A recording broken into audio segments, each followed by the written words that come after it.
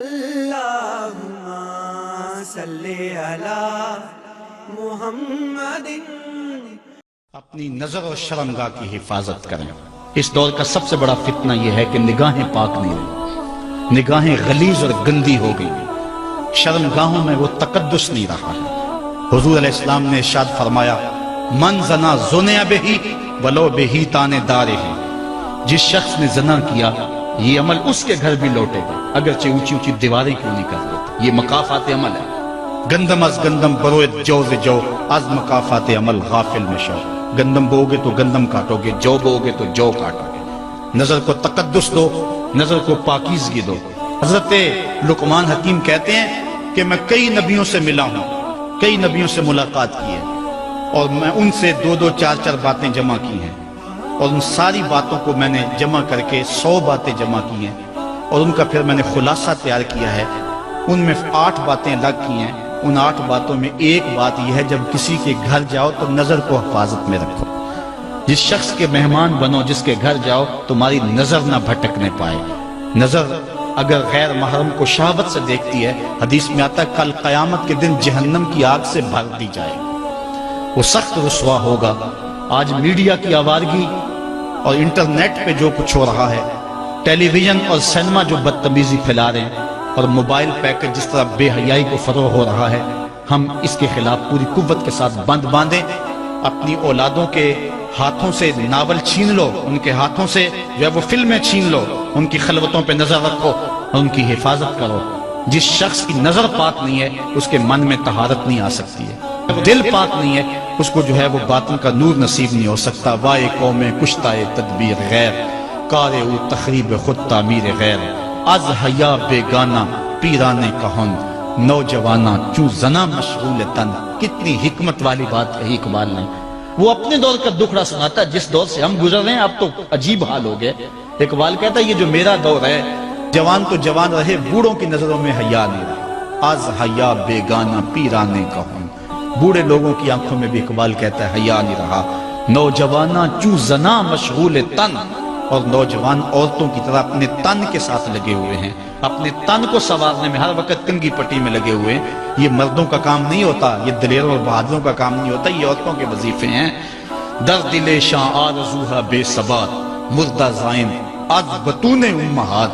ان کے دلوں میں آرزویں کوئی اور ہی ہیں، اور ماؤں کے پیٹوں سے مردہ جنم لے رہے ہیں۔ دخترانے او بزلف خود اسیر، شوخ چشموں خود نماؤ خود دگیر۔ اور قوم کی بیٹیاں اپنی زلف کی خود قیدی ہو چکی ہیں، اور ہر وقت جو ہے وہ اپنے آپ کو آئینے میں دیکھتی رہتی ہیں۔ ساختہ پرداختہ دل باختہ، ابروان مثل دو تیغ آختہ۔ وہ جو گھر کی رونق تھی، جو آبرو اور حیا کا دوسرا نام تھا، آج وہ دل پھینک قسم کی ہو گئی ہے۔ آہ قوم میں دل سے حق پرداختہ، مرد و مرگ خیش را نہ شناختہ۔ اقبال کہتا ہے ہائے قوم کہ جو مر گئی اور اسے ابھی تک پتہ ہی نہیں چلا کہ میں مر چکی ہوں، اور جینے کا سامان نہیں کرتی۔ حضور نے فرمایا ہر دین کی کوئی پہچان ہوتی ہے، میرے دین کی پہچان حیا ہے۔ اگر حیا نہیں ہے تو دین ہی نہیں ہے۔ ہم نے جس دور میں اپنے ماں باپ سے دین سیکھا تو اس وقت اتنے فرقے بھی نہیں تھے، نہ بات بات پہ شرک کے فتوے لگتے تھے، اور نہ ہی لوگ دین کو کاروبار بنائے ہوئے تھے۔ اس وقت کوئی کھڑا ہو کے نعت بھی پڑھتا تھا تو اس کی آنکھیں بند ہوتی تھیں، اور تصور مدینے کی گلیوں کا طواف کر رہا ہوتا تھا۔ اور اگر کوئی پیر طریقت تھا تو اس کا مقصد مخلوق کو اللہ تک پہنچانا تھا، لوگوں کا دل اپنی جانب موڑ کے مائل کر کے اپنی جیب گرم کرنا مقصد نہیں تھا۔ اس وقت عالم دین لوگوں کی عقیدتوں کو سمیٹ کر کے، گھیر کر کے، اپنی عقیدت کے دائرے میں ڈال کر کے ان سے سطحی مفاد حاصل کرنے کا دھندا نہیں کرتے تھے۔ اس وقت عالم دین بندے کو گناہ سے نکال کر کے اللہ کی دہلیز پہ سجدہ ریز کرنے کا کام کرتے تھے۔ اور آج ہم دیکھتے ہیں کہ فرقہ پرستوں نے اسلام کو توڑ کے رکھ دیا، اور جو لوگ بیچارے اللہ کے حضور سجدہ ریز ہوتے ہیں، ان پر شرک کے اور بدعت کے فتوے لگا کر کے ان کو اسلام سے بدزن کرنے کی کوشش کی۔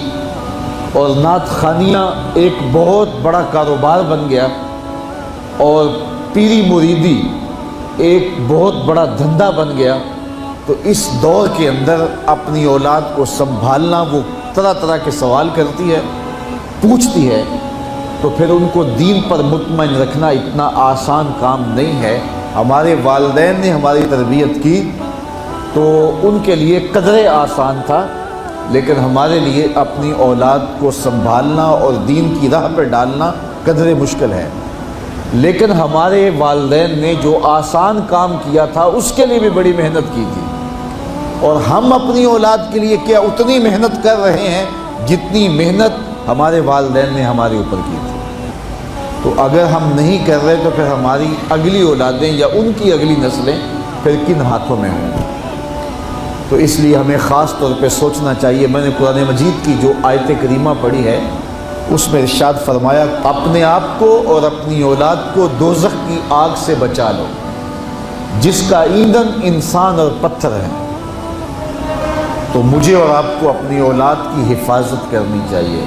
بعض اوقات ہم وطن چھوڑ کے یہاں آتے ہیں اس لیے کہ ہماری اولادوں کا مستقبل ٹھیک ہو جائے۔ ہم خود پردیس کاٹ لیتے ہیں، تنہائیاں کاٹ لیتے ہیں، اذیتوں سے گزر جاتے ہیں، لیکن اولاد راہ مستقیم سے بھٹک جاتی ہے تو ہم نے ان کی دنیا کی زندگی کی تو سنوار دی، لیکن جو حقیقی ابدی اور سرمدی زندگی ہے جو کبھی ختم ہونے والی نہیں ہے تو وہ برباد ہوگی۔ تو ہم نے اپنی اولاد کا بھلا نہیں کیا ہے، اپنی اولاد کا نقصان کیا۔ تو ہمیں چاہیے کہ ہم اپنی اولادوں کی حفاظت کریں، اور اولادوں کی حفاظت کیا ہے؟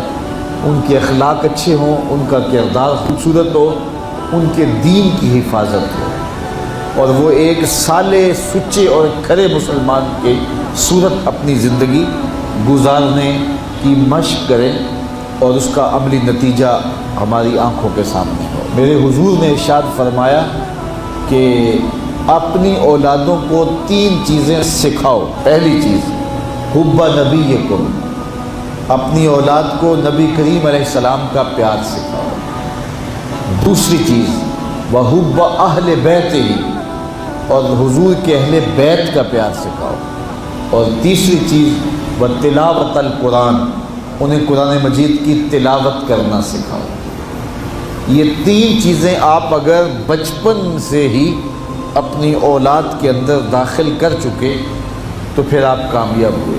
یہ بات ذہن میں رکھیے کہ ہم اس وقت متوجہ ہوتے ہیں اولاد کی تربیت کے لیے جب وہ ہمارے ہاتھ سے نکل چکی ہوتی ہے۔ ہمارے گھروں میں ہماری صبح کا آغاز قرآن مجید کی تلاوت سے ہو تو پھر خیر و برکت کے قافلے ہمارے گھروں میں اتریں گے۔ قرآن ہماری زندگی کو بدلنے والی کتاب ہے۔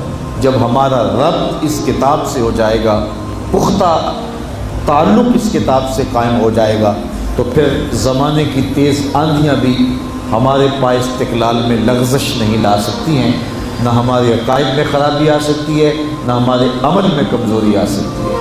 اس لیے ہمیں معمول کے طور پہ قرآن مجید کو اپنی زندگیوں میں شامل کرنا چاہیے اور اپنی اولاد کو اس کا خوگر بنانا چاہیے۔ ایک زمانہ تھا کہ ہر گھر میں صبح کو قرآن کھلتا تھا، اور آج وہ دور ہم سے چھوٹتا چلا جا رہا ہے۔ صبح کے وقت موبائل تو کھلتے ہیں لیکن قرآن نہیں کھلتا، جس کا نتیجہ کیا؟ آج بے برکتیوں کے ڈیرے ہیں۔ کثرت مال کے باوجود بھی ہم بے برکتی کی بات کرتے ہیں، اس لیے کہ ہمارے گھروں میں قرآن مجید کا چراغاں نہیں ہے۔